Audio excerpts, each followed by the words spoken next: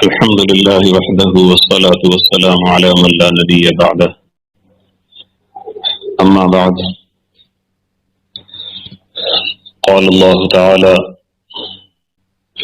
سبحان الذي أسرى بعبده ليلا من المسجد الحرام إلى المسجد الأقصى الذي باركنا حوله لنريه من آياتنا إنه هو السميع البصير وآتينا موسى الكتاب وجعلناه هدى لبني إسرائيل ألا تتخذوا من دوني وكيلا ذرية من حملنا مع نوح إنه كان عبدا شكورا وقضينا إلى بني إسرائيل في الكتاب لتفسدن في الأرض مرتين ولتعلن علوا كبيرا فإذا جاء وعد أولاهما بعثنا عليكم عبادا لنا أولي بأس شديد فجاسوا خلال الديار وكان وعدا مفعولا ثم رددنا لكم الكرة عليهم وأمددناكم بأموال وبنين وجعلناكم أكثر نفيرا إن أحسنتم أحسنتم لأنفسكم وإن أسأتم فلها فإذا جاء وعد الآخرة ليسوءوا وجوهكم وليدخلوا المسجد كما دخلوه أول مرة وليتبروا ما علوا تتبيرا. وقال النبي صلى الله عليه وسلم عن أبي ذر رضي الله عنه قال قلت يا رسول الله أي مسجد وضع في الأرض أولا؟ قال المسجد الحرام. قال قلت ثم أي؟ قال المسجد الأقصى. قلت كم كان بينهما؟ قال 40 سنة. رواه البخاری. محترم حاضرین کرام، فرزندان اسلام، آج ماہ رمضان کی اس آخری شب میں ہم ایک ایسے حساس اور سنگین مسئلے پر گفت و شنید کے لیے آپس میں ہم رابطہ ہیں کہ جس کے بغیر عالم اسلام نامکمل ہے، نہ ہماری سیاست مکمل ہے، نہ ہماری تاریخ مکمل ہے، اور نہ ہی اس کے بغیر ہمارا دین اور ہمارا ایمان مکمل ہے۔ مسجد aqsa، بیت المقدس، وہ مقدس سرزمین کہ جس کا ذکر قرآن مجید نے متعدد مقامات پہ کیا، جس کے فضائل کتب حدیث میں وارد ہوئے، جس پر میں انشاءاللہ تھوڑی دیر بعد آگے چل کے کچھ اس کی مثالیں پیش کروں گا، اور وہ سرزمین کہ جس کی فتح کا رسول اللہ صلی اللہ علیہ وسلم سے وعدہ کیا گیا، وہ سرزمین جو انبیاء کرام کا مسکن ہے، انبیاء کرام کا مدفن ہے، وہاں ہماری بدقسمتی سے، ہماری شامت اعمال سے، ہماری بے حسی، کمزوری، دنیا پرستی کے باعث اسلام دشمن طاقت، مسلمانوں کے بدترین دشمن، جن کی دشمنی سے قرآن نے بھی خبردار کیا، رسول اللہ صلی اللہ علیہ وسلم نے بھی بار بار متنبہ کیا، یعنی یہود اس پر قابض ہیں، اور ان کے قبضے کو تقریباً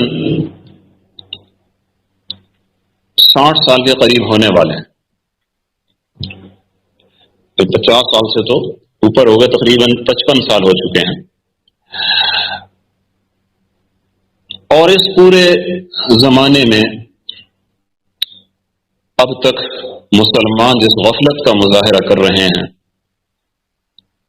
وہ بھی اپنی جگہ پر ایک تاریخ کا حصہ بن رہا ہے۔ تو ہماری ذمہ داری ہے کہ ہم امت مسلمہ کو بیدار کریں، ہم اپنے مسلمان بھائیوں کو سمجھائیں، ہم انہیں اس مسئلے کی سنگینی سے آگاہ کریں، ارباب حل و عقد تک یہ بات پہنچائیں، اپنے پڑھے لکھے تعلیم یافتہ طبقے کو اس مسئلے کی سنگینی کا احساس دلائیں۔ مسجد اقصا کے بارے میں اور بیت المقدس کے بارے میں 2 قسم کے کام ہیں جو ضروری ہیں۔ ایک تو ایسے حالات میں خاص کر جب کہ وہاں معتکفین پر حملے ہوئے ہیں، انہیں شہید کیا گیا ہے، زخمی کیا گیا ہے، ایسے موقع پر خاص کر اور ویسے بالعموم جلسوں کے ذریعے، کانفرنسوں کے ذریعے، ریلیوں کے ذریعے ہم اپنے جذبات کا اظہار کریں، اور الحمدللہ کافی حد تک ہمارے علماء کرام، ہمارے نوجوان یہ کام کر رہے ہیں۔ اس کے ساتھ ایک دوسری چیز وہ بھی بہت زیادہ ضروری ہے، اگر وہ نہ ہو تو پہلی چیز مؤثر نہیں ہوگی، اور وہ دوسری چیز کیا ہے؟ وہ ہے علمی طور پر، فکری طور پر، منطقی اور تاریخی طور پر ہم مغربی میڈیا کے اس غلط استدلال کا جواب دیں جس کے ذریعے وہ بذام خود یہ ثابت کرتا ہے کہ بیت المقدس قدیم زمانے سے وہ یہودیوں ہی کا حق ہے اور مسلمانوں کو وہاں پہ رہنے کا کوئی حق نہیں، جس کا لازمی نتیجہ یہ نکلتا ہے کہ ہمیں وہاں کے بارے میں آواز اٹھانے کا کوئی حق ہی نہیں، اور وہاں پر اگر اسرائیل کچھ کر رہا ہے، جو مظالم کر رہا ہے، وہ اس میں حق بجانب۔ آپ سوچتے ہوں گے کہ ہمارے رہنما اور ہم پر جن لوگوں کے ہاتھ میں ہماری باگڈور ہے، بڑے بڑے عہدوں پر متمکن، چاہے وہ سیاست ہے، چاہے وہ معیشت ہے، چاہے وہ عدالت ہے، چاہے وہ بیوروکریسی ہے یا دیگر شعبے ہیں، ان میں کم ہی لوگ آپ کو نظر آئیں گے جو ان معاملے پر ایک حساس مسلمان کے جذبات کا اظہار کرتے ہوں، ورنہ بالعموم انتہائی درجے کی بے حسی۔ تو اس کی وجہ کیا ہے؟ کئی وجوہات ہو سکتی ہیں، مگر ایک بڑی وجہ یہ ہے کہ انہیں اس بارے میں مسلمانوں کا موقف معلوم ہی نہیں ہے، ان کا استدلال ان کے سامنے ہے ہی نہیں۔ وہ مغربی میڈیا کو دیکھتے ہیں، وہ مستشرقین کی کتابیں پڑھتے ہیں، وہ وہاں کے ڈاکٹرز اور وہاں کے اسکالرز کے ان کی جو ٹاک شوز وغیرہ ان کو وہ سنتے ہیں، جس میں ہمیشہ یہود کے نقطۂ نظر کو غالب کر کے دکھایا جاتا ہے، تو اس سے متاثر ہوتے ہیں۔ تو لازمی بات ہے کہ ان کے نزدیک پھر یہ ہمارے احتجاج اور ہماری ریلیاں اور ہمارے آواز اٹھانے کے مختلف طریقے، ان کے نزدیک یہ سب لغویات ہیں، فضولیات ہیں۔ مسئلے کی سنگینی کا تو دور کی بات ہے، انہیں مسئلے ہی کا پتہ نہیں۔ تو میری کوشش ہوگی کہ آج کی اس نشست میں میں کچھ ایسی چیزیں ضرور آپ کے سامنے پیش کروں، تاریخی حقائق کے ساتھ ساتھ وہ تاریخی حقائق جو ویسے بھی ہمیں اور آپ کو بہت سے اکثر ساتھیوں کو معلوم ہوتے ہیں، ان کے مذاکرے کے ساتھ ساتھ ایسی چیزیں بھی پیش کروں کہ جن کے ذریعے یہود کا یہ دجل، یہ فریب، مغربی میڈیا کا یہ جھوٹا پروپیگنڈا وہ بے نقاب ہو جائے۔ ہم بات کرتے ہیں پہلے قرآن مجید سے کہ قرآن مجید وہ بیت المقدس کے بارے میں کیا کہتا ہے۔ ایک آیت مبارکہ تو میں نے آپ کے سامنے تلاوت کی، اور مجھ سے پہلے ایک ساتھی نے ماشاءاللہ بڑی اچھی آواز میں، اچھے لحن سے اس کو تلاوت کیا، جو سورہ بنی اسرائیل کی آیت، ابتدائی آیات ہیں، جس میں حق تعالی شانہ نے یہ ذکر فرمایا کہ وہ ذات پاک ہے کہ جو اپنے بندے حضرت محمد مصطفیٰ صلی اللہ علیہ وسلم کو راتوں رات مسجد حرام سے مسجد اقصا تک لے گئے، اور اس سرزمین کے بارے میں اللہ نے فرمایا کہ بارکنا حولہ، اس کے آس پاس، اس کے چاروں طرف، اس کے اطراف میں ساری زمین اللہ نے بابرکت بنائی۔ اور برکت کی بڑی وجہ کیا ہے کہ وہاں پر قبلہ ہے، ایک قبلہ بیت اللہ ہے اور دوسرا قبلہ مسجد اقصا میں قبہ صخرہ ہے، وہ چٹان ہے، مقدس چٹان جس کے اوپر قبہ صخرہ بنا ہوا، اور وہاں پر بے شمار انبیاء کرام اس علاقے میں تشریف لائے، وہاں مبعوث ہوئے، ان علاقوں میں مسجد اقصا میں وہ عبادت کرتے رہے، اور ان میں سے نامعلوم کتنے انبیاء کرام وہاں پر مدفون بھی ہیں، بعض کا ہمیں علم ہے اور بہت سو کا علم نہیں۔ اور پھر اللہ تعالیٰ نے ان انبیاء کرام میں سے حضرت موسیٰ علیہ السلام کا ذکر کیا اور پھر اللہ تعالیٰ نے بنی اسرائیل کی شرارت، ان کی شقاوت کا ذکر کرتے ہوئے فرمایا کہ بنی اسرائیل نے اس سرزمین میں 2 دفعہ فساد مچانا تھا۔ لَتُفْسِدُنَّ فِي الْأَرْضِ مَرَّتَيْنِ، تم نے اس سرزمین میں 2 دفعہ فساد مچانا ہے، اور مرتين کا یہ معنی بھی ہو سکتا ہے کہ بار بار تمہیں فساد کرنا ہے۔ یہ بھی کلام عرب کا یہ طرز ہے کہ کسی چیز کو بار بار ہونے کو مرتين سے تعبیر کر دیا جاتا ہے۔ تو اللہ نے پہلی پیشن گوئی فرما دی تھی کہ یہود یہاں بہت فتنہ و فساد پھیلائیں گے،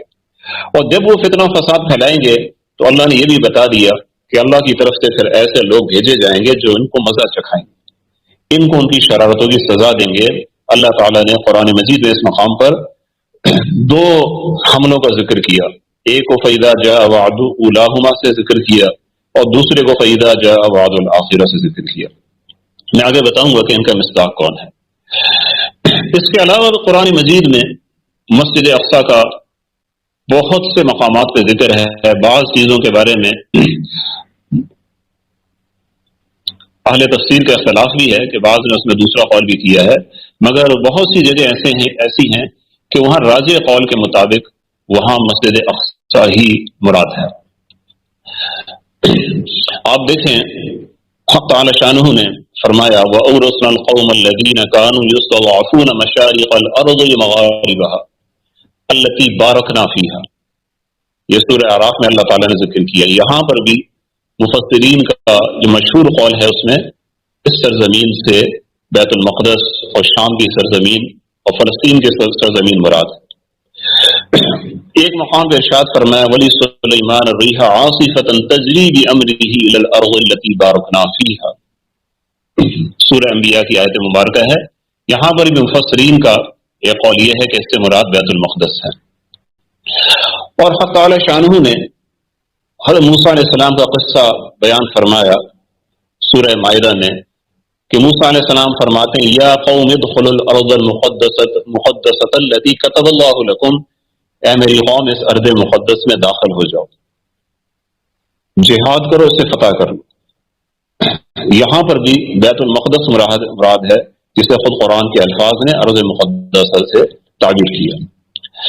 اسی طرح سورہ سبا میں اللہ تعالیٰ نے فرمایا وَجَعَلْنَا بَيْنَهُمْ وَبَيْنَ الْقُرَى الَّتِي بَارَكْنَا فِيهَا قُرًى ظَاهِرًا، تو یہ وہ قرآ الَّتِي بَارَكْنَا فِيهَا، یہاں پر بھی حضرت ابن عباس رضی اللہ تعالیٰ عنہ کی تفسیر یہ ہے کہ یہاں پر اس سے مراد بیت المقدس کی بستیاں ہیں، اس کی آبادیاں مراد ہیں۔ اسی طریقے سے حق تعالی شانہ نے سورہ مؤمنون میں ارشاد فرمایا وَجَعَلْنَا ابْنَ مَرْيَمَ وَأُمَّهُ آیَةً وَآوَيْنَاهُمَا إِلَىٰ رَبْوَةٍ ذَاتِ قَرَارٍ وَمَعِینٍ، تو یہاں پر امام ضحاک، امام قتادہ، ان کی تفسیر یہی ہے کہ یہاں پر یہ سرزمین وہ ربوہ، وہ بلند زمین کہ جس کے لیے اللہ نے تعریف فرمائی کہ وہ ذات قرار ہے، وہ مضبوط زمین ہے، وہ بہترین زمین ہے، تو امام قتادہ، امام ضحاک فرماتے ہیں کہ ہوا بیت المقدس، اور حافظ ابن کثیر رحمہ اللہ نے اپنی تفسیر میں فرمایا کہ یہی جو رائے ہے وہ راجح ہے۔ پھر بیت المقدس کا یہ مقام ہم سب جانتے ہیں کہ وہ ہمارا مسلمانوں کا قبلہ اول ہے۔ حضور نبی اکرم صلی اللہ علیہ وآلہ وسلم نے بیت المقدس کی طرف ہجرت کے بعد بھی، ہجرت سے پہلے بھی آپ نے نماز پڑھی ہے، تو آپ اس طرح نماز پڑھتے تھے کہ کعبہ بھی آپ کے سامنے ہوتا تھا،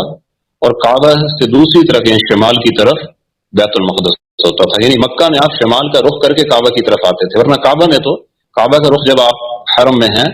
تو کسی بھی طرف سے آپ کر سکتے ہیں، اس کے گرد